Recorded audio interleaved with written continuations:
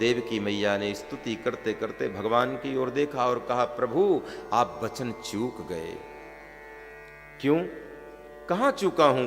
मैंने कहा था, तुमने वरदान मांगा था कि आपके जैसा बेटा चाहिए, तो बेटा बनकर आ तो गया। आपने बेटा मांगा था, सो मान लो बेटा, बेटा बनकर प्रकट हो गया। देखो, देवकी मैया ने कहा कि नहीं प्रभु, हमने बेटा मांगा था। ये चार चार हाथ लगा करके शंख चक्र गदा पद्म लेकर के आए हो, दुनिया का कोई व्यक्ति मानेगा कि आप हमारे बेटे हैं?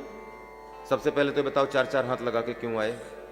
भगवान मुस्कुराए और बोले, चार चार हाथ लगा कर इसलिए आया हूं कि दुनिया में चार वर्ण होते हैं, ब्राह्मण, क्षत्रिय, वैश्य और शूद्र, और चार हाथ लगा करके इसलिए आया हूं कि मानो दुनिया के लोगों को बताना चाहता हूं कि देवकी के कन्हैया के सामने, देवकी के बेटे के सामने चारों वर्ण के लोग यदि एक साथ मांगने आ जाए ना, तो एक एक हाथ से चारों वर्णों को दे दूंगा, इसलिए चार हाथ लगा करके आया हूं। अथवा तो भगवान ने कहा, मैया मैं चार हाथ लगा करके इसलिए आया हूं कि दुनिया में चार युग हैं, त्रेता, द्वापर, सतयुग और कलयुग, और चार हाथ लगा के इसलिए आया हूं कि तेरे बेटे के सामने चारों युगों के लोग एक साथ मांगने आ जाए ना, तो एक हाथ से त्रेता वाले को दूंगा, एक हाथ से द्वापर वाले को दूंगा, एक हाथ से सतयुग वाले को दूंगा, और एक हाथ से अपने कलयुग के भक्तों को भी तो देना, इसलिए चार चार हाथ लगा करके आया। अथवा तो मैया देवकी को भगवान ने कहा, मैया मैं चार हाथ लगा करके इसलिए आया हूँ, मानो दुनिया को बताना चाहता हूँ कि दुनिया के जो जीव हैं, लोग हैं, वो चार चीज़ ही मांगते हैं, धर्म, अर्थ, काम और मोक्ष।